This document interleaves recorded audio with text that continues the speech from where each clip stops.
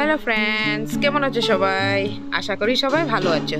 তো ফ্রেন্ডস, আজকে আমি একটা মিষ্টি রেসিপি নিয়ে আসছি। মিষ্টি বলতে পায়েসের মধ্যে আমি কি কি উপকরণগুলো দেব তোমাদেরকে বলে দিচ্ছি।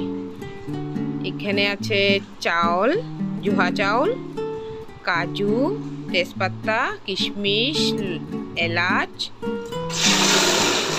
তেজপাতা আর দুধ।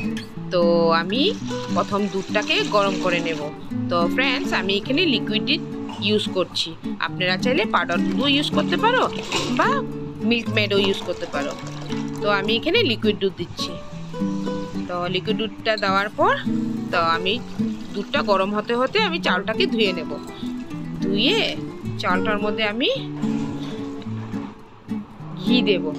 ঘিটা দিয়ে নাড়িয়ে চাড়িয়ে রাখবো। একটু নাড়িয়ে নিলাম। আর দুধের মধ্যে আমি সামান্য নুন দেব। নুন দিয়ে ওর মধ্যে দিয়ে দেব তেজপাতা, দিয়ে দুধটাকে নাড়িয়ে দেব। দুধটা যখন গরম হয়ে যাবে তারপর ওর মধ্যে আমি দিয়ে দেব চাউলগুলো ভালো করে দিয়ে ভালো করে আমি নাড়িয়ে নেব। যখন চাউলটা ফুটে যাবে ভালো করে, ফোটার পর ওর মধ্যে আমি দিয়ে দেব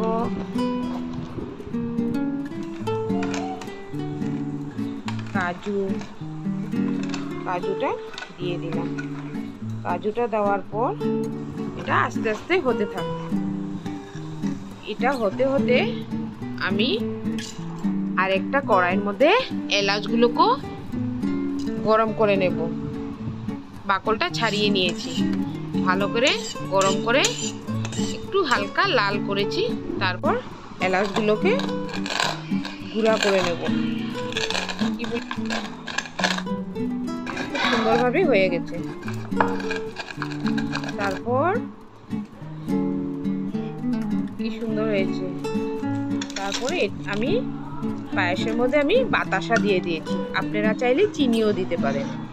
তো বাতাসাগুলো দেওয়ার পর আর একটু ভালো করে নাড়িয়ে নেব। ওর মধ্যে আমি দিয়ে দেব কিশমিশ